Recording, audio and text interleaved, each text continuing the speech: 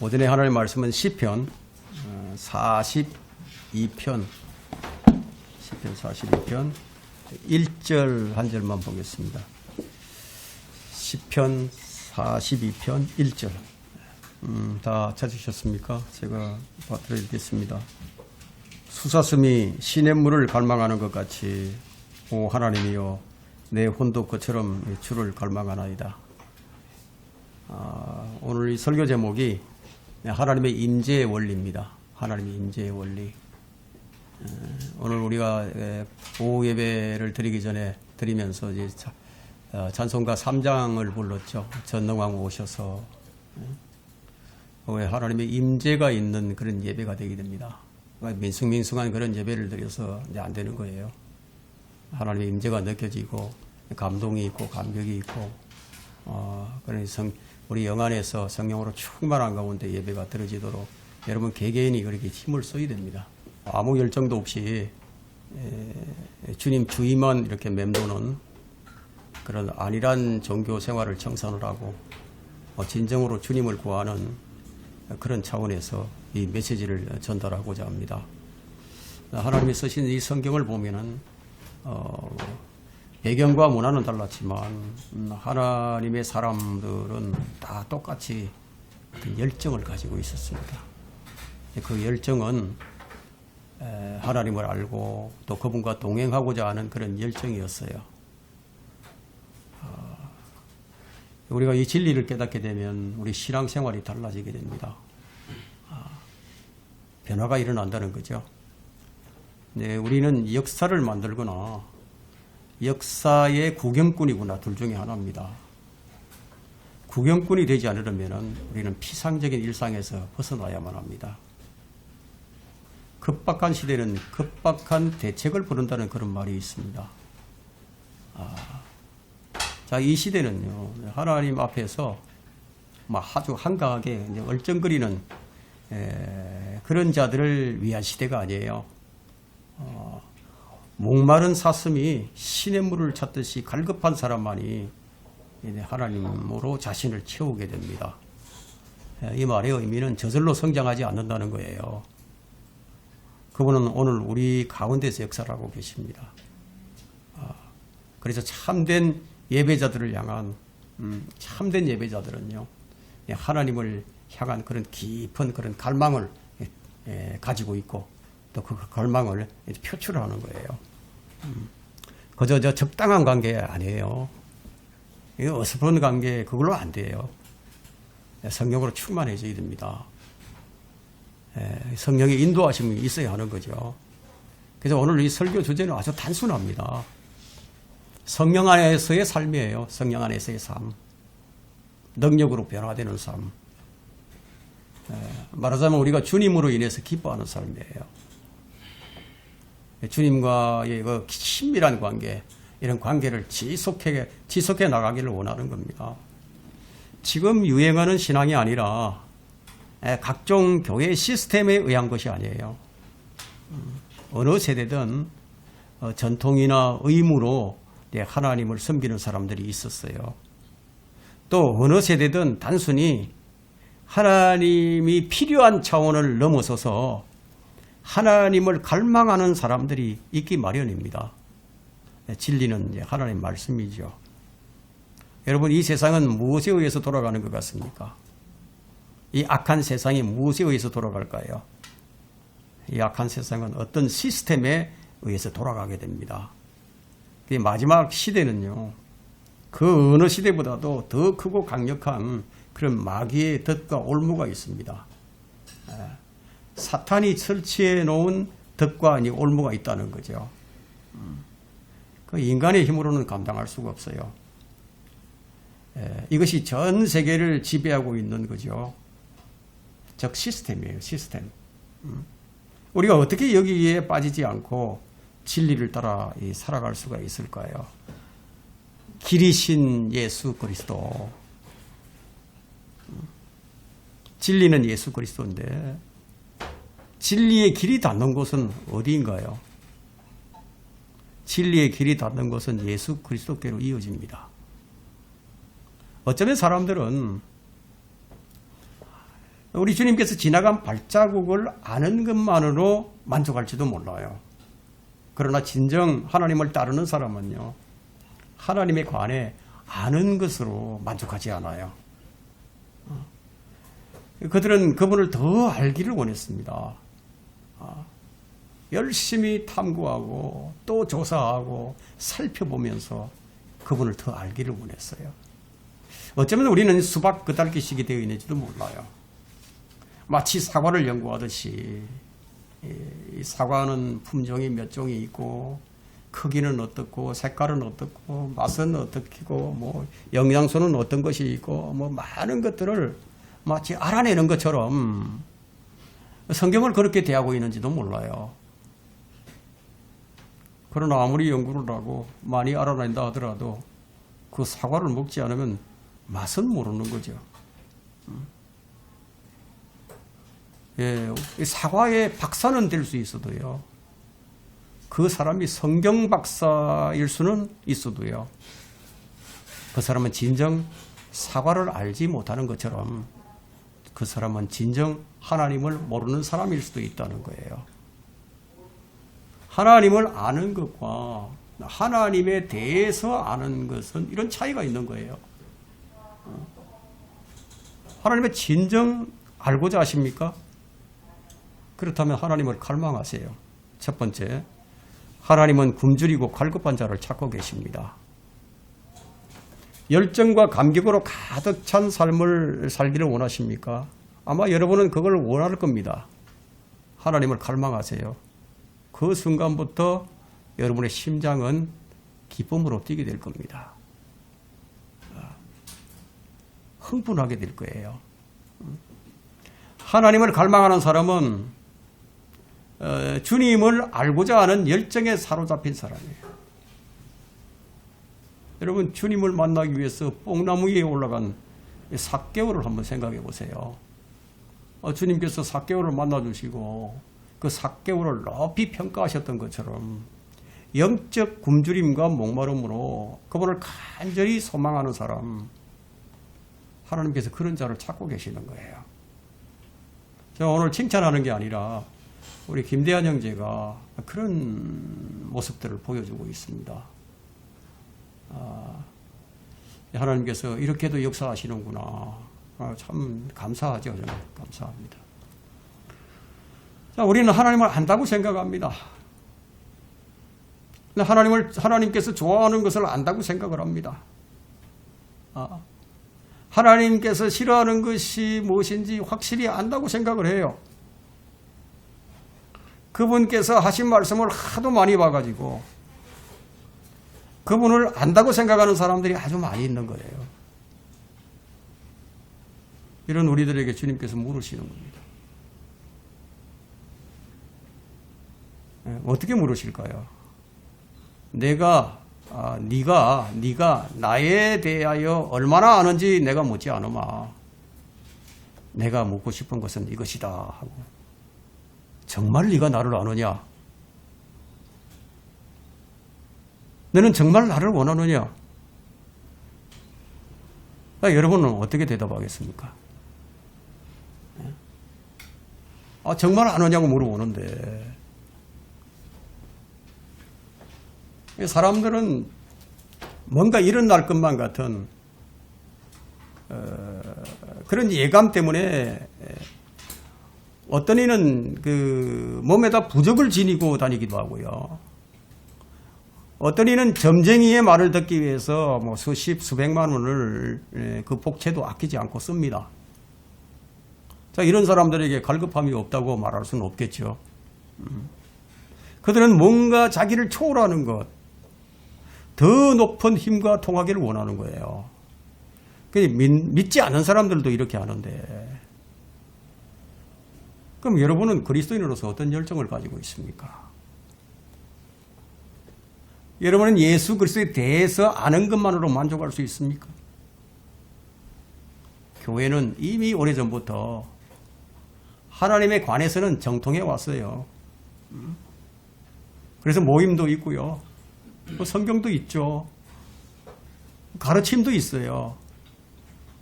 갖출 모양은 다 갖추었지만 하지만 하나님과의 대화가 없어요. 그것이 상대를 아는 것과 상대에 대해서 아는 것과의 차이예요.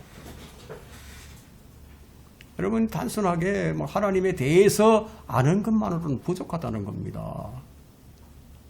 뭐 하나님에 대해서 많이 알아가지고 성경 퀴즈 대회 같은 데 나가서 뭐 이길 수도 있죠.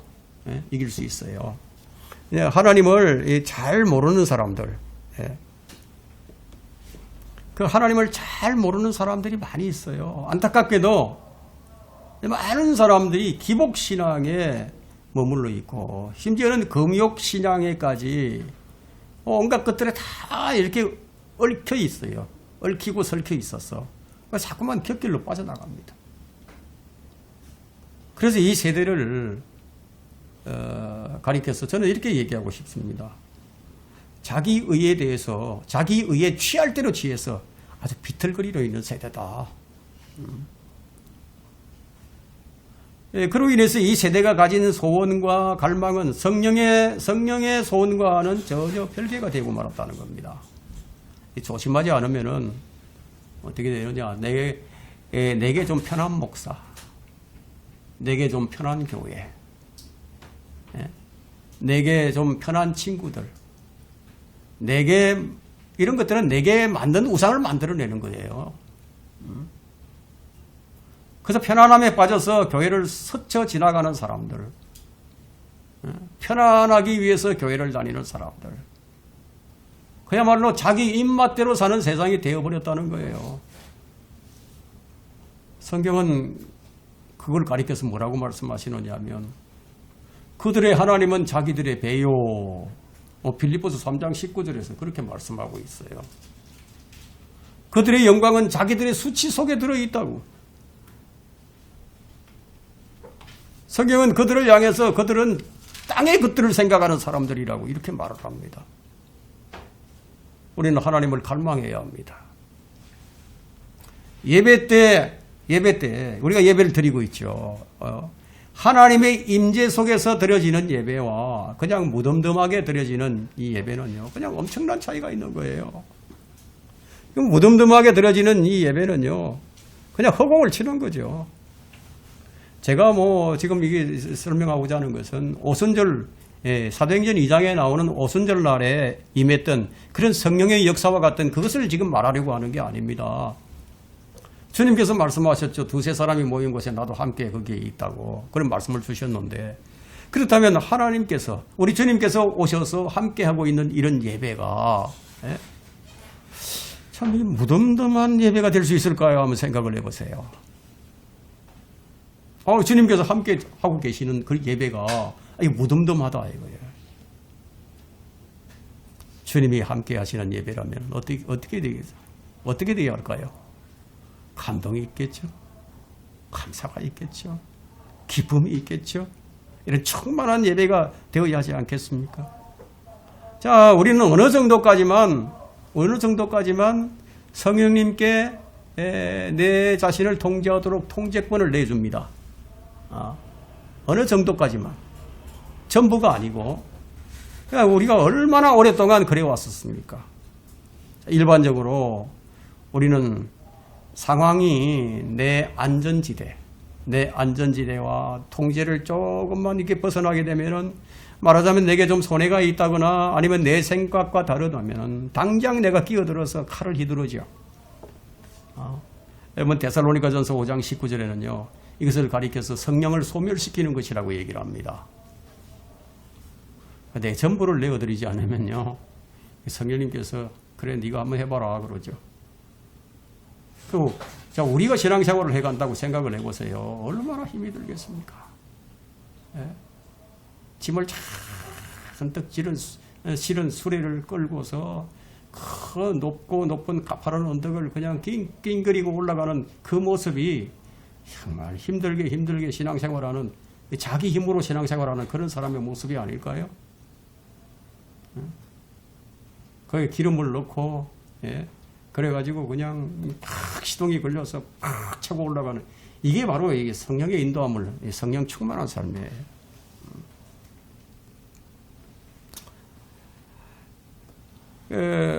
그래서 이제 그러다 보니까 성령을 자꾸 소멸시키니까 자, 우리가 지성소까지 들어가야 되는데 지성소는 못 들어가고 그냥 성전 휘장에 딱 멈춰서 가지고 뭐 더 이상 들어가지 못하는 그런 예배가 얼마나 많은지 몰라요. 여러분 예배 때 성령의 역사하심을 얼마나 느끼십니까? 여러분 마음속에서 또한 기도할 때는 또 어떻습니까? 마음을 찌르는 마음을 울리는 천둥 소리가 얼마나 들립니까? 여러분 신비주의를 말하고자 하는 게 아니에요. 성경은 하나님의 말씀을 이렇게 표현을 합니다. 보라 내 말이 불같이 아니하냐 바위를 벗어내는 큰 망치같이 아니하냐 하고 예레미야 23장 29절에서 그렇게 말씀하고 있어요. 그러니까 신비주의가 아니에요. 말씀이 이와 같다는 거예요. 말씀이 마음의 생각과 의도를 판별해요. 하나님을 위해서 살고 싶고 하나님께 말하고 싶고 하나님께 다 드리고 싶고 하나님께 감사의 찬양이 나오지 않습니까? 역대기하 7장 14절에는 이런 말씀이 있습니다. 내 이름으로 불리는 내 백성이 겸손해지고 기도하며 내 얼굴을 찾고 그들의 악한 길에서 돌이키면 내가 하늘에서 듣고 그들의 죄를 용서하며 그들의 땅을 치유하리라. 여러분이 삶이 좀 잘못되었다면 지금이야말로 하나님과의 관계를 바로 잡을 때입니다. 하나님은 교회의 음악이나 뭐 멋있는 건물 따위에는 관심이 없으세요. 사람들은 그걸로 하나님께 영광을 돌린다고 그러지만 하나님 그런 거 관심 없어요. 그런 거 개의치 않으세요. 그분은 교회에 붉은 카펫이 쫙 깔려있는 그런데 감동도 하지 않으세요. 하나님은 우리가 그분을 위해 무슨 일을 할 수 있는지 그 문제 삼지 않으세요. 그분께서 문제 삼으시는 게 뭔지 아십니까? 네가 나를 원했느냐. 네가 나를 원했느냐. 이 문제를 삼으시는 거예요. 이것을. 여러분이 이제 주님을 교회 나와서도 나는 주님만을 바랍니다. 이 예배를 주님만이 받아주시기를 바랍니다. 이런 고백이 여러분 마음 깊은 곳에서 나오고 있습니까? 우리에게 주님 주신 약속이 있어요. 그 약속이 뭔지 아십니까? 이사야 40장 31절 한번 보세요. 믿는 자에게는요 이렇게 하신다는 거예요. 이사야 40장 31절에 주를 앙망하는 자, 우리 찬송가에도 그런 말, 주를 앙망하는 자 독수리처럼 올라간다고. 자, 오직 40장 31절에 오직 주를 앙망하는 자는 자기의 힘을 새롭게 하리니 독수리처럼 날개로 치솟을 것이요 그들이 달려도 피곤하지 않으며 걸어도 곤비하지 아니하리라. 근데 말씀은 이런데 하나님께서 이렇게 주신다는데 이걸 누리지 못하고 나약한 그리스도로 살아가고 있습니다. 현세적 욕심을 이길 힘을 얻지 못한 채 주어진 특권조차도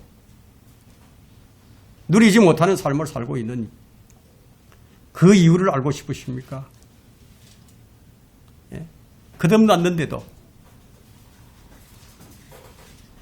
우리 안에 계신 성령님을 힘입을 줄 모르기 때문이에요. 우리는 너무나 많이 내 힘으로 하려고 합니다. 너무나 많이. 여러분은 사람들의 시선에 전혀 개의치 않을 정도로 남들이 뭐라고 하든지 간에 그런 거 의식하지 않고 하나님을 갈급해 본 적이 있으십니까? 모든 상념과 잡념을 다 버리려고 한 가지만 생각하세요. 여러분의 마음을 사로잡고 있는 것이 무엇입니까? 소위 말하는 요즘 나오는 그 교회 보세요. 교회 음악이 얼마나 훌륭합니까? 아주 훌륭한 노래와 성악가들, 성가대로 이루어져 있고 그 전자 올게인을 비롯해서요. 파이프 오르간도 있고 그런 오케스트라와 함께 노래하고 반주의 마음의 갈급함을 유발을 시키라는 것이 아니에요. 그런 것은 자기 감정에 빠지게 하는 것 뿐이에요. 마음에 하나님에 대한 갈급함을 말하는 거죠. 그 갈급함이란 기존 상태에 만족하지 않는다는 뜻이에요. 오늘날 교인들은 갈급함이 없습니다. 하나님을 갈망하라. 두 번째는 회개와 구원입니다. 회개와 구원. 여러분, 바리새인들은 회개를 할 줄 몰랐어요. 회개를 하지 않아요. 그들도 역시 죽은 자들의 부활, 죽은 자들이 부활이 있게 된다는 소망을 가진 사람들이었어요. 하지만 그들은 주님과의 관계가 없는 사람이었습니다. 이것은 무엇을 의미할까요? 오늘 많은 사람들이 하나님을 찾고 하나님 이름 부르고 예배도 하고 다 하지만 하나님과의 관계가 없을 수도 있다는 거예요.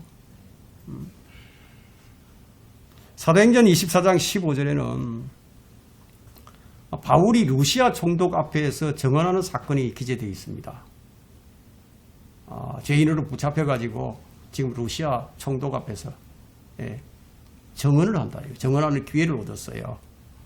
의인과 불의한 자에게 다 죽은 자의 부활이 있게 되리라는 소망을 저 사람들 스스로 받아들이고 있듯이 바리새인들을 향해서 하는 얘기거든요. 나도 하나님을 향해 가지고 있나이다. 똑같이 죽은 자들의 부활이 있다는 소망을 가지고 있다는 거예요. 두 사람 다 바리새인이고 바울이고 간에 둘 다 갖고 있어요. 둘 다 똑같이 하나님을 섬깁니다. 그런데 하나는 주님과 관계가 없는 사람이에요. 그들을 요즘 이 세대에 비유하자면은 오늘날 이 교회들은 교만한 자기의에 젖어 살아온 지가 하도 오래되어가지고 아주 악취를 풍길 정도입니다. 어떻게 보면 그럴만도 하죠. 한번 생각해 보세요. 전 세계적으로요 가장 큰 교회가요 한국에 다 있어요. 대형 교회들이 모두 한국에 있어요. 여러분 이런 업적을 자랑을 하지 않겠어요? 얼마나 큰 업적을 이루었습니까? 바리새인들보다도 더 큰 의를 지닌 자들이 아닌가요? 그러나 하나님은 우리의 교만한 자기의 의에 대해서 아주 불편해 하십니다. 아주 불편해해요. 사실 이제 한국 교회는 생각처럼 대단하지 않습니다. 왜냐하면 그것이 성경적 부흥이 아니기 때문이에요. 왜냐하면 계시록 17장에서 언급하고 있는 창녀교회인 로마 가톨릭과 함께하는 교회에 대해서 주님께서 뭐라고 말씀하십니까? 어찌하여 너희가 죽으려고 하느냐? 속히 그 음녀에게서 빠져나오라. 지금 한국교회가 해야 할 일은 회개밖에 없어요. 회개는 우리의 마음을 닫고 굳게 만들어줍니다. 우리의 마음을 주님께로 향하게 만들어줍니다. 회개 없는 구원이 없듯이 여러분 회개 없이 그분의 임재를 추구할 수가 없습니다. 회개는 우리가 하나님께로 나아가게 하고 하나님께서 우리에게 이르는 길을 닦아놓는 거예요. 회개가 그런 거예요. 그래서 침례인 요한이 주의 길을 곱게 한 그런 사람이었는데 침례인 요한에게 한번 물어보세요. 뭐라고 얘기할까요? 침례인 요한이 회개로 주의 길을 닦았을 때 주님께서 그 길로 오셨어요. 사도들이 길을 닦아 놓았기 때문에 교회로 가는 길이 열렸어요. 세상이 시작될 때부터 감춰져 왔던 하나님의 신비의 교제가 무엇인지 아십니까? 신비의 교제. 이 교제는 너무너무 신비로워요. 에베소서 3장 9절을 한번 보세요.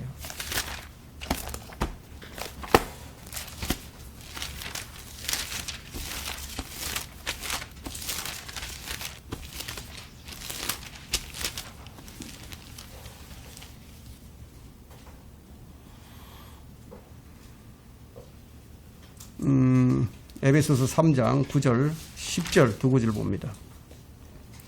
또 예수를 통하여 만물을 창조하신 하나님 안에서 세상이 시작될 때부터 감춰져 왔던 신비의 교제가 무엇인지 모든 사람에게 알게 하려는 것이니 이는 이제 교회를 통하여 천상에 있는 정사들과 권세들에게 하나님의 다양한 지혜를 알게 하려는 것이라. 하나님의 신비의 교제가 예수 그리스도와 하나 된 이 교회를 통해서 알려진다는 겁니다. 여러분, 이게 교회의 위상이에요. 근데 이런 교회가 하나님을 향한 갈급함이 없다. 교회가 교회답게 행동하지 않는다면 그러면 세상에 무엇을 알리겠습니까? 무엇을 알릴 수가 있겠어요? 그래서 교회가 온갖 구설수에 오르는 겁니다. 여러분이 구원받고 구원의 은혜에 감격하며 감사의 눈물을 흘리고 주님을 따라 살겠다고 결심을 하고 잘 달려가고 있었는데, 근데 도대체 무엇이 여러분의 마음을 지치게 하게 만들었습니까? 여러분이 하나님을 구한 적이 언제였습니까? 저는 이제 여러분들에게 많은 일을 하라고 이렇게 강요하거나 설교하지 않아요. 그것보다도 먼저 우선돼야 할 게 있기 때문에. 사람들 대부분은 이제 목사가 설교를 잘하는 거, 사람들이 많이 모이는 것을 추구합니다. 그리고 하나님을 위해서 큰 일을 하려고, 시도하려고, 그렇게 하죠. 여러분, 그 일이 나쁘다는 것이 아니에요. 그러나 저는 이제 큰 일보다는 하나님을 따르는 자가 되고자 합니다. 우리 주님께서 남겨놓으신 이 발자취를 따라가고자 합니다. 우리 주님께서 우리에게 한 발자취를 남겨놓으셨어요. 그리고 그 발자취를 따르도록 하셨어요. 그 길이 무슨 길이냐? 십자가의 길입니다. 그 길이 고난의 길입니다. 하지만 그 길은 종국에는 영광의 길이 됩니다. 우리를 부르신 목적이 무엇입니까? 저는 그저 이제 구경꾼으로 따르고 싶지 않아요. 그 예수님을 따르는 무리들 가운데 구경꾼으로 따르는 무리들이 있었거든요. 그 많은 사람들이 예수님을 그냥 구경꾼으로 따르다가 마지막에 다 배신을 해버렸습니다. 저는 그러고 싶지 않아요. 베드로전서 2장 21절을 한번 보세요. 주님께서 뭐라고 말씀하시냐. 왜 우리를 부르셨는지 그에 대한 목적이 있는데, 이를 위하여 너희가 부르심을 받았으니, 이가 뭐냐? 이를 지금 이것이 가리키는 게 뭐냐? 그리스도도 우리를 위하여 고난을 받으시고 한 본을 남겨놓으셔 너희로 그의 발자취를 따르게 하셨노라고. 그 고난의 발자취를 따르게 하기 위해서 우리를 부르셨답니다. 나는 하나님을 쫓아간다. 이것은 갈급함의 문제예요. 갈급함. 사랑의 갈급함이죠. 하나님께서 우리의 육신의 연약함을 아시고요. 우리가 스스로 하나님을 사랑할 수 있는 존재가 아닌 것을 아시고요. 그래서 하나님께서 우리에게 하나님의 사랑을 부어주셨어요. 왜냐하면 우리가 스스로 사랑할 존재가 아니기 때문에. 그래서 그 부어주신 사랑으로 하나님을 사랑하고 이웃을 사랑하고 무조건 하나님을 사랑하러 가신 것이 아니라는 거예요. 그러면 이 점을 누가 깨닫겠습니까? 예? 이 점을 깨달으면 그 사람은 자기 의가 사라지는 거예요. 여러분, 로마서 5장 5절 한번 펼쳐보세요. 뭐라고 말씀하고 있는지 한번 봅시다. 로마서 5장 5절. 여러분, 이 구절을 읽게 되면 여러분 부끄러움이 싹 사라져 버립니다.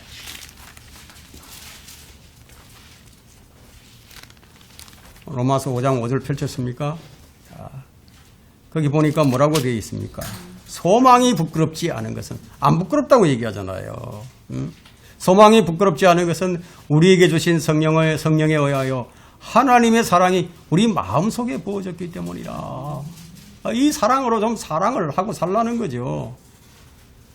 주님께서 우리에게 이런 말씀을 주신 거예요. 어떤 말씀을 주셨느냐. 물론 뭐 이 십계명에도 이게 이제 나와 있는 말씀이지만 너는 네 마음을 다하고 혼을 다하고 생각을 다하여 주 너희 하나님을 사랑하라. 이것이 첫째이며 큰 계명이니라. 둘째도 이와 같으니 네 이웃을 네 자신과 같이 사랑하라.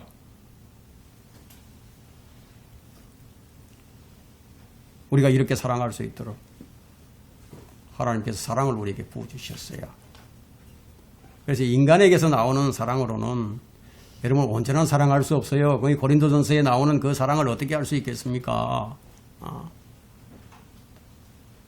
사랑하지 못하죠. 불가능합니다. 이 점을 잘 구분하지 못해요, 사람들이. 그래서 고린도전서 13장에 나오는 사랑을 보면 알아요. 고린도전서 13장은 하나님께서 부어주신 온전한 사랑을 말하고 있는데 1절부터 한번 볼까요? 고린도전서 13장 1절부터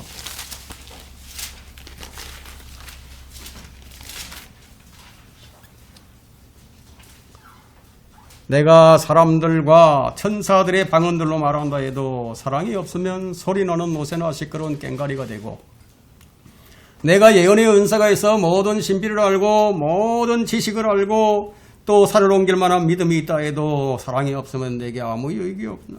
나는 아무것도 아니요. 또 내가 내 모든 소유를 주어 가난한 사람을 먹이고 내 몸을 불살하게 내어준다 해도 사랑이 없으면 내게 아무 유익이 없느니라. 사랑은 오래 참고 친절하며 사랑은 시기하지 아니하고 사랑은 자랑하지 아니하며 교만하지 아니하고 무례하게 행치 아니하며 자신의 유익을 추구하지 아니하고 급히 성내지 아니하며 교만하지 아니하고 무례하게 행하지 아니하며 자신의 유익을 추구하지 아니하고 급히 성내지 아니하며 악을 생각하지 아니하고 불의를 기뻐하지 아니하며 진리를 기뻐하고 모든 것을 참으며 모든 것을 믿고 모든 것을 바라며 모든 것을 견뎌내느니라.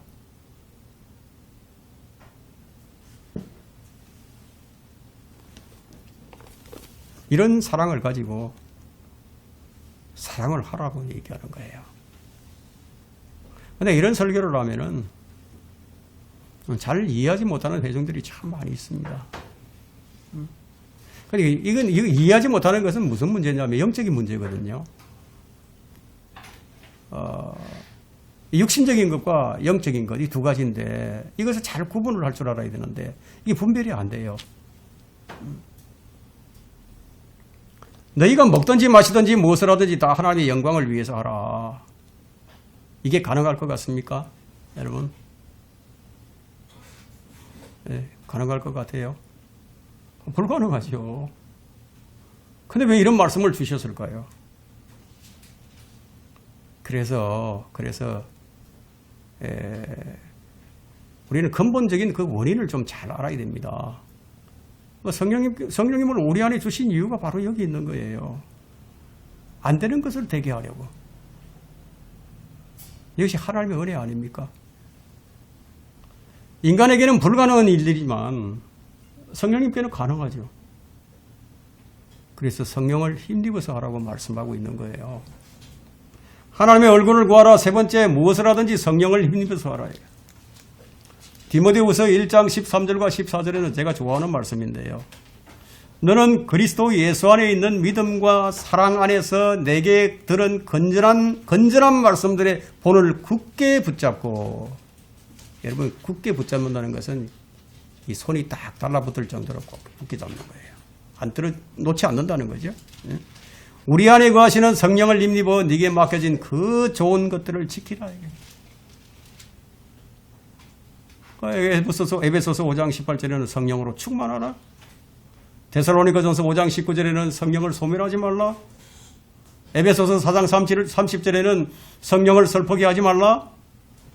이런 명령들이 있는데도 그런데 구원받은 성도들이 늘 성령을 소멸하고 살아갑니다.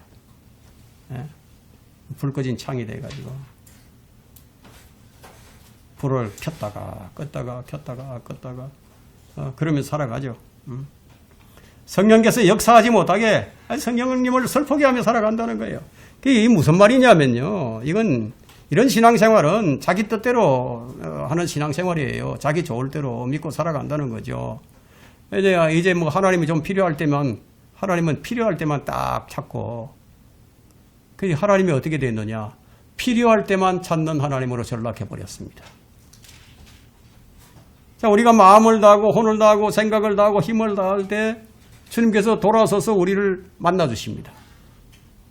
그분을 진정으로 우리가 사랑하고 그분을 만나면요, 우리는 이 세상에 대해서는 어떻게 변해버리느냐? 세상에 대해서는 망가진 존재가 되는 거예요. 이 세상의 좋은 것들도 장차 우리가 앞으로 누리게 될 그 영광에 대해서는 아무것도 아니에요. 지금은 우리가 어떻게 해야 되느냐?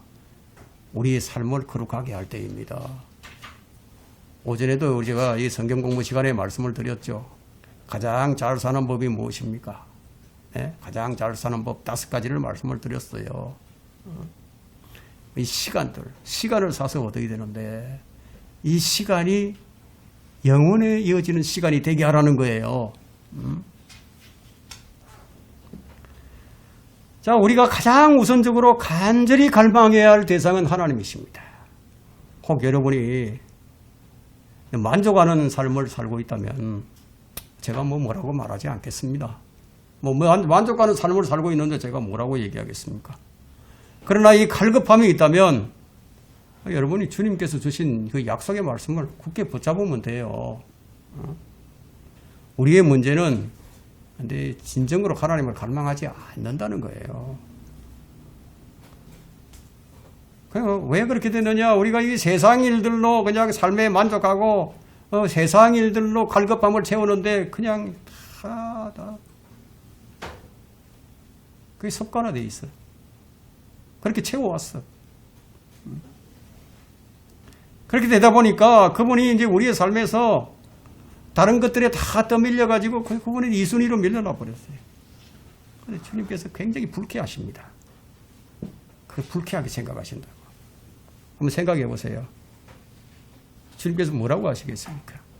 내가 너를 위해서 피를 흘렸는데 내 피가 고작 그거밖에 안 되느냐.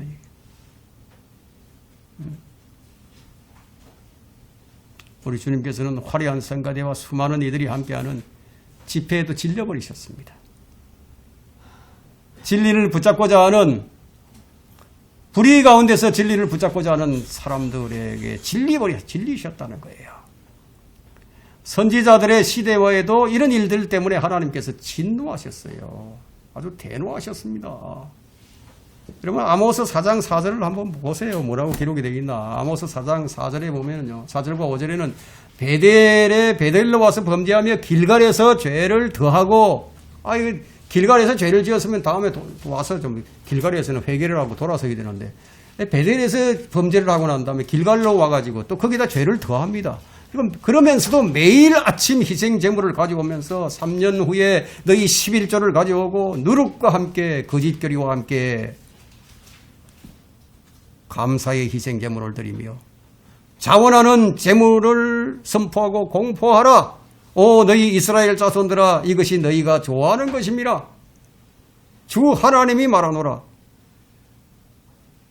근데 이 사람들이 늘 자기들이 좋아서 하는 일이 있는데 감사의 희생제물을 매일 아침 드리는 거예요. 11조도 하고요. 다 해요. 근데 그들이 드리는 것이 하나님께서 받으실 만한 그런 좋은 것들이 아니라는 거예요. 그럼 누가 좋아하는 것들이냐? 자기들이 좋아하는 것들이다.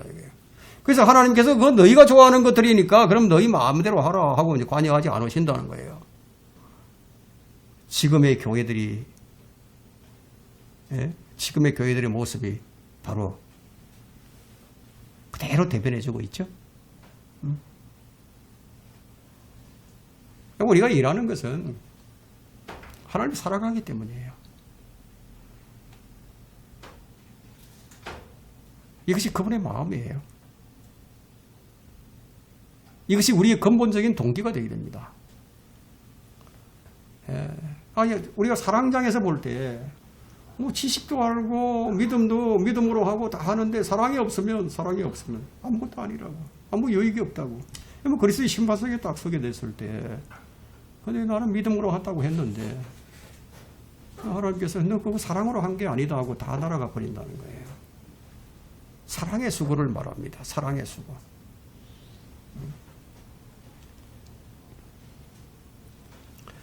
우리가 조금만 방심하면 제가 무엇을 말하고자 하느냐면요. 이제 핵심, 아주 중요한 부분을 망각할 수도 있다는 거예요. 예? 그분을 위해서 열심히 바쁘게 막 일을 하다 보면요. 오히려 그분을 잃어버릴 수 있어요. 그분을 위해서 열심히 했는데 정작 그분을 잃어버린다는 거예요. 종교 생활 자체에 너무 빠져가지고 영성과 담을 쌓을 수도 있다는 겁니다. 여러분, 기도를 얼마나 오래 하느냐 그거 중요하지 않아요. 왜냐하면 하나님을 모르고도 구원받지 않는 상태에서도 기도 생활은 얼마든지 할 수 있는 거예요. 우리가 성경과 그분에 대해서 얼마나 아는지도 중요하지 않아요. 혹 이렇게 말하면은 뭐 오해하는 분들도 있는데 뭐 기도가 중요하지 않다. 뭐 성경 지식이 중요하지 않다. 이런 것을 말하고자 하는 게 아니에요. 이렇게 오해하는 분들이 있습니다. 문제의 핵심은 그게 중요하지 않다는 게 아니라 바르게 알자는 겁니다. 바르게. 제가 묻고 싶은 것은 여러분은 진정 그분을 아는가? 그분과 정말 친밀한가? 그래서 여러분만이 그분을 아는 게 아니라 정말 그분이 여러분을 알고 있는가? 그게 더 중요하죠. 나는 안다고 하는데 주님께서 나는 너를 모른다 이렇게 얘기할 수도 있단 말이에요. 그래서 마태복음 7장 21절에는 그날에 그런 사람이 많을 것이라고 말씀하지 않습니까? 우리가 주님에 대해서 아는 것 참 중요해요. 그것도 선하고 좋은 일이에요. 그러나 결과적으로 그분과 내가 친밀하지 않다면은 그게 무슨 소용이 있겠느냐는 얘기예요. 남편과 아내는 서로 진정으로 사랑하지 않더라도 뭐 서로를 위해서 많은 일들도 할 수 있어요. 아이를 낳고 키우면서도 하나님이 부부를 위해 만들고 설계하신 그 고차원적인 친밀함은 전혀 누리지 못할 수도 있어요. 우리가 하나님께서 의도하신 것보다도 더 낮은 차원의 삶을 살 때가 너무나도 많다는 거예요. 지금 성령님께서 여러분에게 말씀을 하고 계실지도 모릅니다. 지금까지 거의 잊고 살았던 하나님을 향한 갈망. 지금 그것을 일깨워주는 음성이 들릴지도 몰라요. 지금 다른 일로 마음이 채워져 하나님을 그 일이 대체해버렸다면 지금 주의 이름으로 그 묶여있는 속박을 풀라는 거예요. 우리가 하나님을 향한 애타는 갈망으로 가득 차서 다른 것에 신경 쓰지 않게 되기를 바랍니다. 저는 몇 년간 그런 일이 있었습니다. 제가 진리를 깨닫고 이 진리를 알고 난 다음에 내 이 세상 것들을 다 생각하고 싶지 않았어요. 다 버렸어요. 생각하지 않기로 하자. 내 생각 속에는 주님 말씀만 집어넣자. 그날부터 반미치광이가 됐습니다. 성경 구절을 암송을 하는 거예요. 미친 사람처럼 암송을 했어요. 3년 지나니까 700구절 암송합니다. 5년 지나니까 1700구절이 됐습니다. 그러니까 암송이 되더라고요. 다른 걸 채우고 싶지 않았어요. 여러분들에게 그렇게 하라는 게 아닙니다. 그렇게 하면 좋겠지만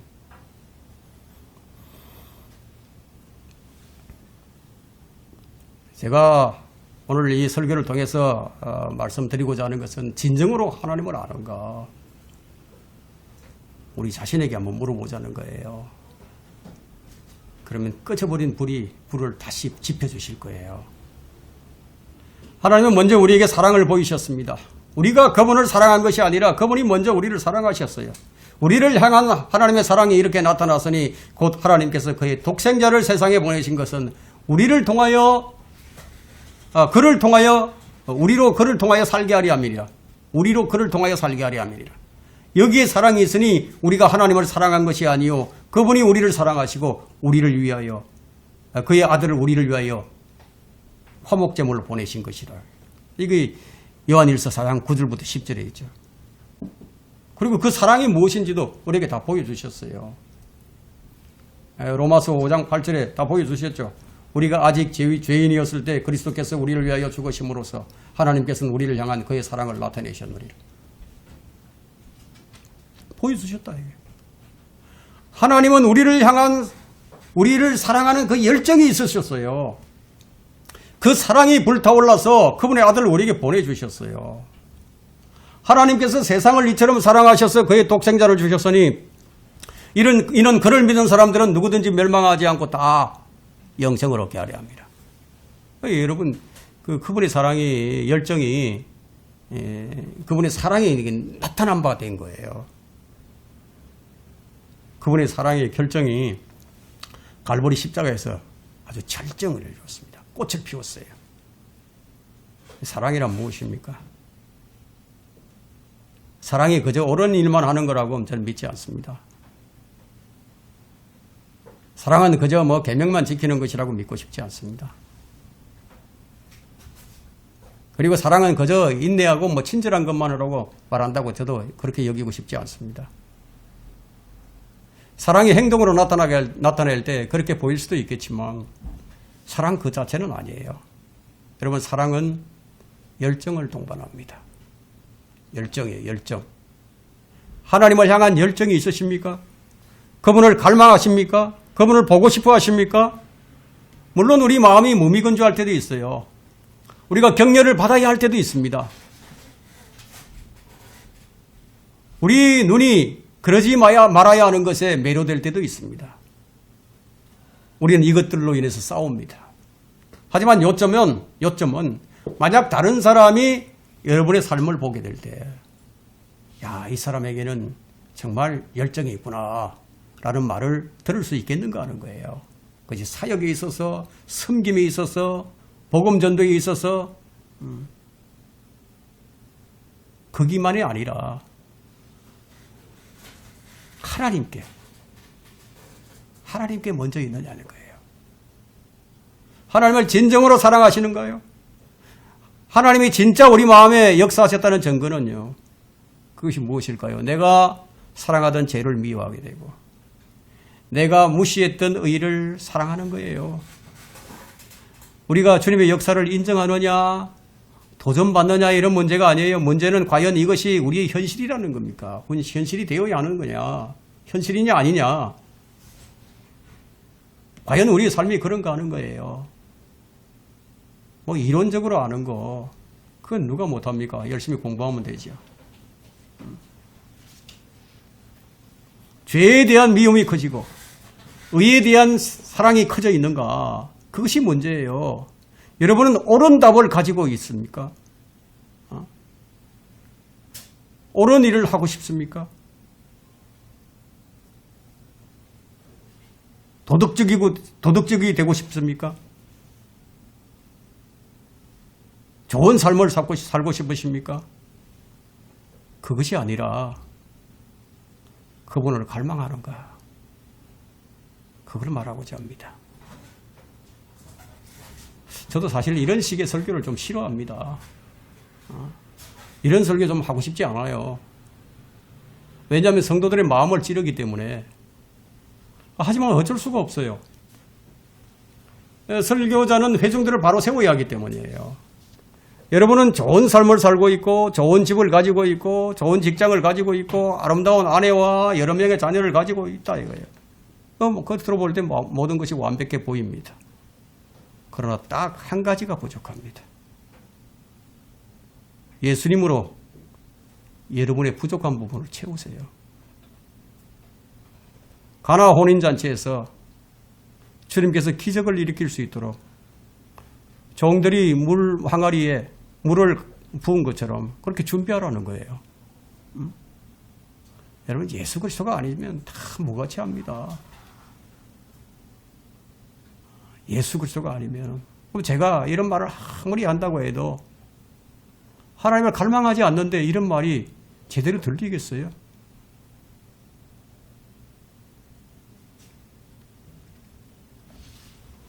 예수 그리스도가 아니면 무가치한데, 우리 주님은 여러분의 삶에 그냥 주렁주렁 달려있는 그런 액세서리가 아니에요.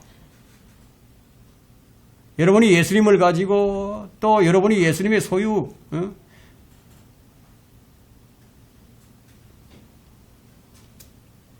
여러분이 예수님을 소유하는 거예요. 그게 아니라면요, 우리 삶은 황폐해지고 그냥 헛되고 잃어버린 자입니다. 그렇기 때문에 더 나은 삶을 가지려고 하는 것, 천국에 가고 싶은 것, 결혼 생활을 좋게 만드는 것 등등이 중점이 아니라, 그런 것들이 아니라 하나님을 사랑하는가, 하나님을 갈망하는가, 정말 하나님을 바라는가, 다윗처럼, 바울처럼 사람들은 갈망하는 것이 생기면은 그걸 갖고 싶어서 도둑질도 하고 살인도 하고 전쟁도 하지 않습니까? 여러분, 갈망이란 그런 거예요. 갈망. 사람들은 모두 자신이 죄인이라는 것을 알아요. 다만 그 죄가 얼마나 끔찍하게 나쁜 것인지 그걸 깨닫지 못해요. 그래서 그것을 손에서 놓고 싶어 하지 않습니다. 물을 마시듯이 일상에서 그 죄악을 계속 맛보기를 원합니다. 그래서 죄인이라는 걸 깨닫는 게 그 중요한 요점이 아니고, 중요한 것은 이런 말씀을 듣는 순간에 하나님께서 여러분의 마음속에 어떻게 역사를 하셨는가. 말씀을 들어도 그 말씀이 내 안에서 역사를 안 해. 그럼 무슨 소용이 있습니까? 하나님께서 내 안에서 역사를 하셨는데, 그러면 그 역사에 나는 어떻게 반응을 하는가. 사람들이 이런 말을 많이 하죠. 나는 하나님을 만났다고. 나는 하나님을 믿고 거듭났다고. 나는 구원받았다고. 나는 하나님과 새로운 관계를 맺었다고. 그렇게 얘기를 합니다. 그럼 제가 그들에게 뭐라고 얘기를 해야 할까요? 당신은 죄를 끊었냐고 저는 묻고 싶습니다. 왜냐하면 죄와 새로운 관계를 맺고 있지 않다면 하나님과 새로운 관계를 맺은 적이 없기 때문이에요. 하나님께서 성령님을 통해서 여러분 마음속에 어떤 역사를 하셨는가. 그래서 이전에는 내가 하나님을 무시하고 하나님 싫어하는 그런 삶을 살았다가 지금은 그분을 모든 그것의 그 위에 가치를 두고 그분을 가장 뛰어난 그런 분으로 보고 다른 어떤 것보다도 그분을 갈망하는 것. 예수 그리스도가 나의 모든 것이 아니라면요, 아무것도 아니에요. 그건 하나님과 무관한 거예요. 여러분, 하나님은 무한하신 분이에요. 무한하신 분. 예? 유한한 존재가 아니에요. 천국에서는 하나님의 영광을 영원토록 갈망하고 추구하는 곳이 될 것이지만, 하지만 대부분 이런 곳들을 좋아하지 않아요, 사람들이. 예? 교회를 다니는 사람 대부분이 천국에서의 그런 삶을 갈망하지 않아요. 사실 유명한 목사의 설교를 한번 들어봤는데, 이 하나님의 나라가 이 영적인 나라인지 천국이 무엇인지 잘 모르더라고요. 그런 사람들도 유명해서 아주 설교를 하면 수만 명, 수십만 명이 그냥 그걸 봅니다.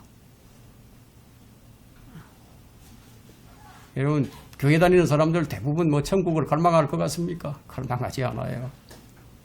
저는 그것을 증명할 수도 있습니다. 왜냐하면 지금 그것을 원하지 않기 때문이에요. 지금 원하지 않는다면 천국에서도 영원 세계에서도 영원하지 않을 겁니다.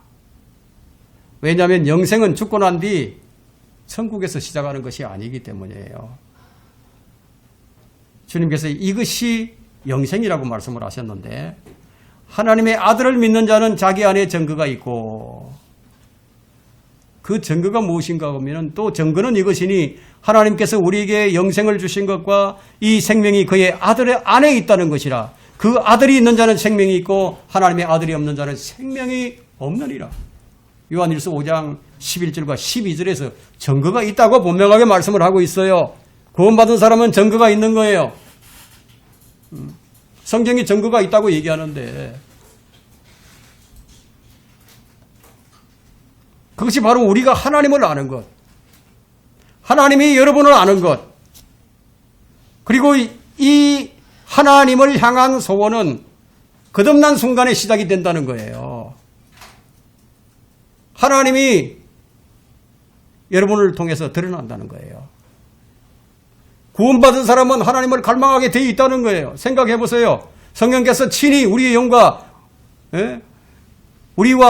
우리의 영과 함께 우리가 하나님의 자녀이심을 증거해 주는데, 근데 하나님을 향한 갈망이 없다면 그거 이상하지 않습니까, 여러분?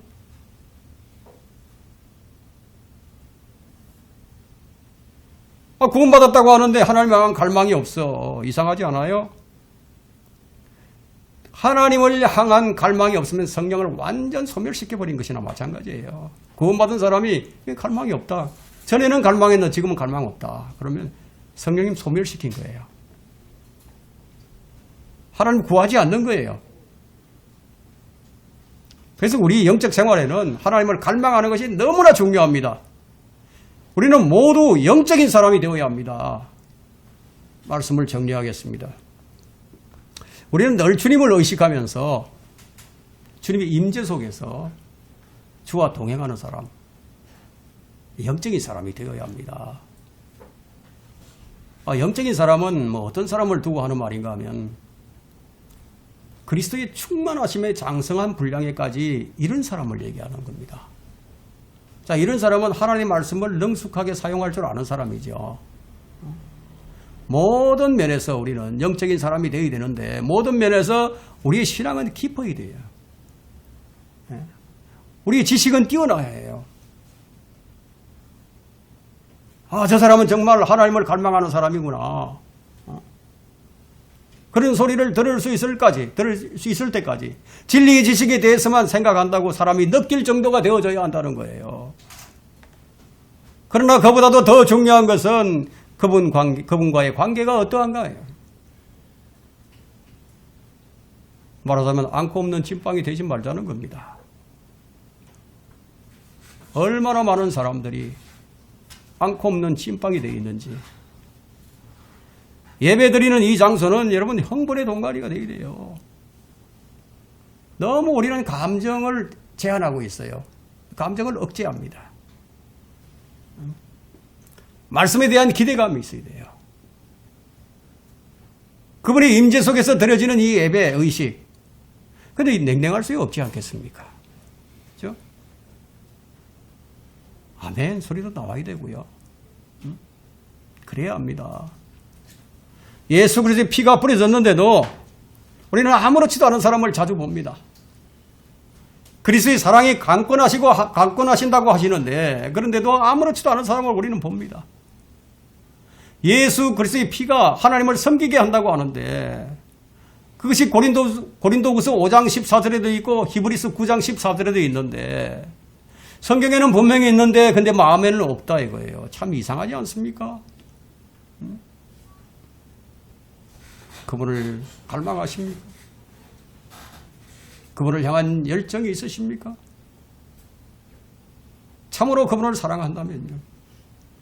살아있는 예배가 되는 거예요. 살아있는 예배. 그래야만 여러분을 통해서 주님께서 드러나실 거예요. 그분은 사랑하는 자를 통해서 그분이 사랑하는 자를 통해서 그분은 자신을 드러내십니다. 이것이 요한복음 14장 21절과 23절이 기록이 되어 있습니다. 이것이 주님을 갈망하는 사람의 삶입니다.